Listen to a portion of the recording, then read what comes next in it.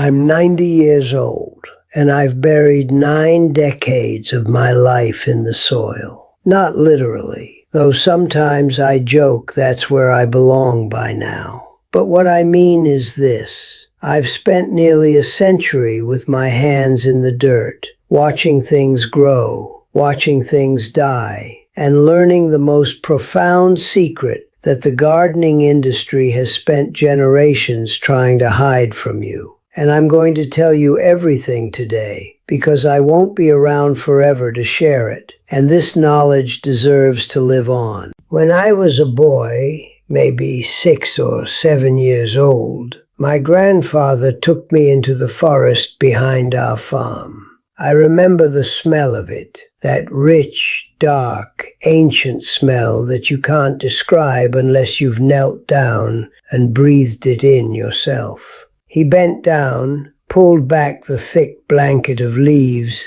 and showed me something that changed my entire life. He said, "This is where all the magic happens. This is where the earth remembers how to feed itself." I didn't understand him then. I was just a kid wanting to go play. But every single year after that, I watched him take baskets of this forest floor treasure and spread it on his vegetable gardens. And I watched his gardens produce the most incredible abundance, while everyone else's withered or needed constant attention. Here's what I discovered over these 9 decades. The moment we decided that nutrition comes from a plastic bag, we betrayed something sacred. We betrayed the intelligence that has been building soil for millions of years. We decided that a factory knew better than the forest. And yes, our plants grew bigger for a while. Yes, the tomatoes looked redder and the lettuce grew faster. But we were feeding them like we feed junk food to our children. Quick energy, no real strength underneath. And slowly, year after year, the soil got weaker. The earthworms disappeared. The life in the ground faded. We created gardens that were addicted to chemicals, just like the industry wanted. I've watched this happen since the 1950s. I remember when the first synthetic fertilizers became popular in our farming community. Farmers lined up to buy them. The salesmen promised miracles, and we believed them because they delivered results, fast results. But I was skeptical, even as a young man. Maybe it was my grandfather's voice still echoing in my memory. So I did something that the industry never wanted me to do. I paid attention to what was actually happening in the soil beneath the surface. I dug down. I looked closely. I asked questions that no one was asking. What I found horrified me. Where we used chemicals year after year, the soil became lifeless. It became hard and compacted. The beautiful dark brown earth turned gray and dry, like it was dying from the inside. Meanwhile, on the edge of my property where I'd let the forest take over, where I never touched anything, the soil was alive. It was breathing. It was teeming with life so small you couldn't see it, but so powerful it could transform dead leaves into the richest food a plant could ever need. That's when I understood what my grandfather was really showing me. He wasn't just teaching me how to make a garden. He was teaching me how to partner with something far older and far wiser than myself. He was showing me that the forest floor is not just soil. It's a living, breathing intelligence. It's a conversation between fungi and plants that has been happening for hundreds of millions of years. And if we just get out of the way and let it happen, it will feed us abundantly. So let me tell you what actually lives in that forest floor, because this is where science meets the ancient wisdom that has always been there. In every handful of undisturbed woodland soil, there are billions of microorganisms. And the most important ones, the real engineers of fertility, are the fungi. You can sometimes see them if you know what you're looking for. These delicate, white, thread-like networks that look almost like spider webs made of silk. These are called mycelium, and they're basically the internet of the soil. They connect everything. They form partnerships with tree roots and plant roots, and through these partnerships, they trade.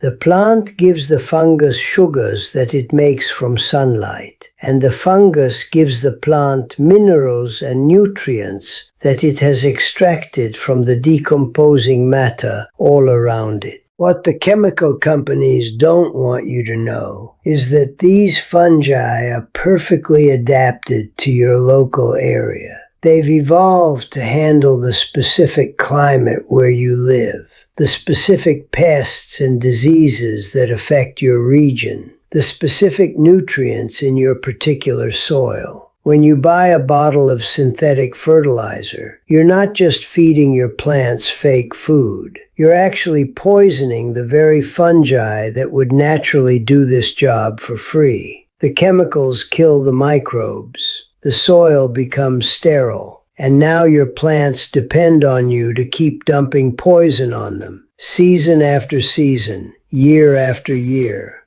But here's the beautiful part. You can reverse this. You can bring the forest floor back to life, right in your own backyard, without spending a single dollar. And once you do, it becomes self-sustaining. It becomes alive again. It remembers how to feed itself. I've seen this transformation happen in just one season, and it never stops amazing me. The process is simple, but it requires patience. And patience is something that modern life has trained us to hate. But patience is exactly what the forest has in abundance. So here's what you do. First, you need to find your forest. It doesn't have to be a big, old-growth forest. It can be a patch of woods near your home, a park, anywhere that trees have been growing undisturbed for several years. You're looking for that thick carpet of leaves and decomposed plant matter on the forest floor.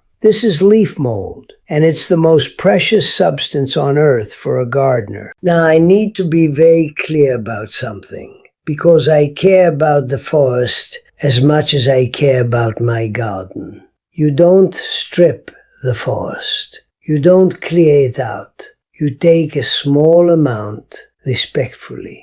I usually take just what I can carry in my hands, maybe from several different spots, so no single area is disturbed. Think of it like harvesting mushrooms. You take what you need and you leave the forest intact. In fact, what you're taking is a starter culture of all those miraculous fungi and microbes. Once you bring it home and multiply it, you'll never need to go back to the forest again. When you get home, you're going to create what I call a forest floor infusion. This is where the real magic happens. Get a bucket or a large container and start layering. First, put in some of that precious leaf mold you collected from the forest. Then add something from your kitchen. Vegetable scraps, coffee grounds, crushed eggshells, whatever organic waste you have. Then another layer of leaf mold. Then more kitchen waste. What you're doing is creating the exact same conditions that exist on the forest floor. You're mixing brown carbon, which is decomposed plant material that's rich in energy, with green nitrogen, which is fresh organic matter. This is the same cycle that happens every autumn and spring in nature, except you're accelerating it in your bucket. The magic ratio, something I've refined over 60 years of experimentation, is about 3 parts brown to 1 part green. 3 parts of that dark, decomposed leaf material to 1 part of fresh kitchen scraps. This mimics what naturally happens in the forest, where there's always more old, decomposed matter than fresh, falling leaves. Once you've layered your bucket, you do something that most people never think to do. You aerate it. You take a stick or a garden fork, and you gently turn and stir this mixture every few days. This brings oxygen to the bacteria and fungi that are waking up. It's like you're giving them air to breathe after a long sleep. Within a few weeks, something extraordinary happens. The bucket starts to smell different. Not bad, but rich and earthy, like the forest floor itself. The temperature inside starts to rise because billions of microbes are reproducing and generating heat as they work. The texture changes. Everything begins to break down further. And if you look closely, you might even see white threads of mycelium starting to grow through the mixture. You're not just creating compost, you're creating a living biological powerhouse. You're resurrecting the same intelligence that builds a 1,000-year-old forest. Some people ask me if there's a secret ingredient, something special you need to buy, and my answer is always no. The secret ingredient is time. The secret ingredient is patience. The secret ingredient is allowing nature to do what it has always done. You don't need to add anything special. You don't need expensive additives or probiotics. The microbes are already in that forest floor you collected. They just need the right conditions to wake up and multiply, and you've given them those conditions. This is the free secret that the gardening industry never wanted you to know. Because if you know this, you never buy their products again. Now, after maybe 2 months, when your bucket smells like the richest earth you've ever encountered, when it's dark and crumbly and alive, you're ready to bring this back to your garden. And this is where you need to remember one of the most important principles, the no-till method. This means you don't dig down with a shovel and turn over your garden beds. If you do that, you break all the delicate fungal networks that are already in your soil, and you set back everything you're trying to accomplish. Instead, you side dress. You simply spread this black gold, this inoculated soil, along the base of your plants, around your vegetables, around your fruit trees, around your flowers. You're not mixing it in deeply, you're laying it on top, like nature does, like the forest floor is always laying on top of the earth beneath it. Something remarkable happens when you do this. The fungi in this new material start to connect with the plants that are already growing. The mycelium networks start to extend deeper into the soil, recruiting the dormant microbes that are already there. Within weeks, you'll notice things that you haven't seen in years, maybe ever. The earthworms come back. Suddenly, you'll see them in the soil, tunneling, doing their work. The texture of your existing soil begins to change. It gets darker, richer, more alive. The plants respond. They grow stronger, more resilient. The vegetables taste better because they're actually getting real nutrition, the kind that fungi and bacteria have extracted from decomposed matter. The kind their ancestors have always depended on. I've done this now for more than 60 years, and I've watched the transformation happen again and again. I've taken dead, chemical-addicted soil and brought it back to life. I've taken people who were spending hundreds of dollars a year on synthetic fertilizer and shown them how to create abundance for free. And every single time, within one season, They tell me the same thing. I can't believe I didn't know about this. I can't believe the industry kept this from us. But here's what you need to understand about what you're really creating when you do this. You're not just making a garden more productive. You're building what I call soil memory. Every year that you feed your soil with this forest floor intelligence, the soil gets smarter. It gets stronger. It becomes more resilient. It learns to handle droughts better because the fungi create networks that help plants access water deeper in the earth. It handles floods better because the organic matter and the fungal networks help with drainage. It resists diseases better because the beneficial microbes are there, competing with the pathogens, keeping them in check. I've been gardening through droughts and floods, through pest infestations and disease outbreaks that devastated chemical-dependent gardens around me. My soil held strong.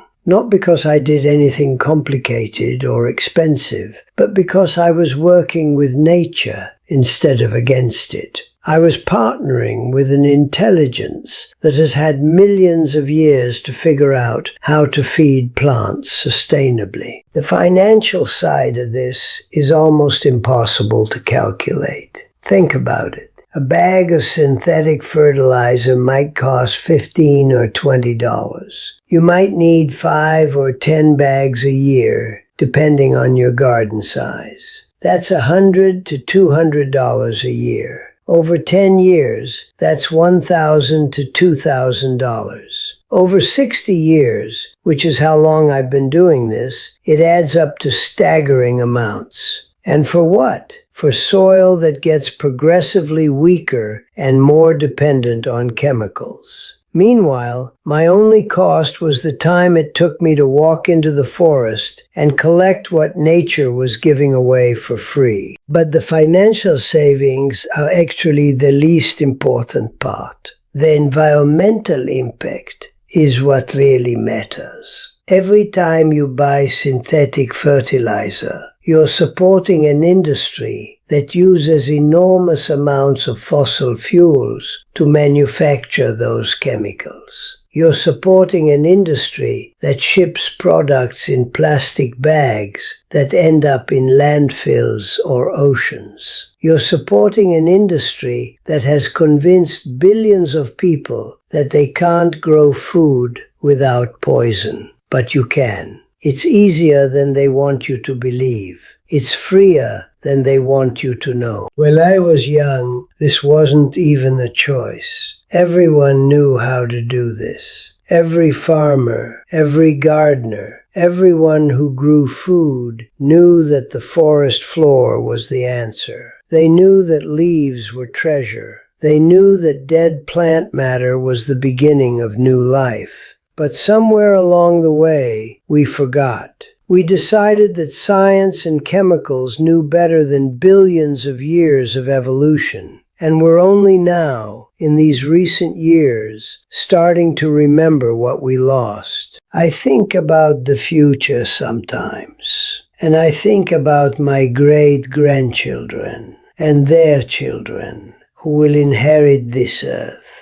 I think about the soil they'll inherit. Will it be dead and gray and dependent on chemicals? Or will it be alive and dark and teeming with the ancient intelligence of fungi and bacteria? That choice is happening right now, in backyards and gardens all over the world. Every time someone decides to stop buying fertilizer and start harvesting the forest floor, that's a small victory for the earth. That's a small step toward healing. I want to tell you something that I've realized in these 90 years. The most important thing I can leave behind is not money or possessions. It's knowledge. It's wisdom. It's the understanding that we don't need to depend on corporations to feed ourselves. We don't need to poison the earth. We don't need to spend money we don't have on things we don't need. We just need to pay attention to what nature has been doing perfectly for millions of years, and then get out of the way and let it happen. This knowledge is old. It's ancient, really. It's been passed down for generations, lost in the noise of industrial agriculture, and now it's being remembered again. And you're part of that remembering. Every time you walk into a forest and collect that precious leaf mold, every time you layer it with your kitchen scraps and let patience do its work, every time you spread that black gold on your garden beds, you're part of a quiet revolution. You're part of bringing life back to the earth. I won't be here forever. None of us will be. But this knowledge will be, if we keep sharing it, if we keep practicing it, if we keep proving year after year, season after season, that the forest knows better than any corporation ever will. That's what I want to leave behind. Not just a garden that thrives, though I'll have that, but a world where people remember that they're part of nature, not separate from it. Where they remember that they have the power to heal the earth, one garden at a time. So I'm asking you, if you've listened this far, if this old man's words have touched something in you, I'm asking you to try this. Walk into a forest near your home. Collect some of that precious leaf mold. Bring it home. Mix it with your kitchen scraps. Give it time. Let the ancient intelligence of fungi and bacteria wake up and do what they've always done, and then spread it on your garden and watch what happens. Watch your soil come alive. Watch your plants grow stronger than they've ever been. Watch the earthworms return. Watch the magic that your grandfather or grandmother probably knew,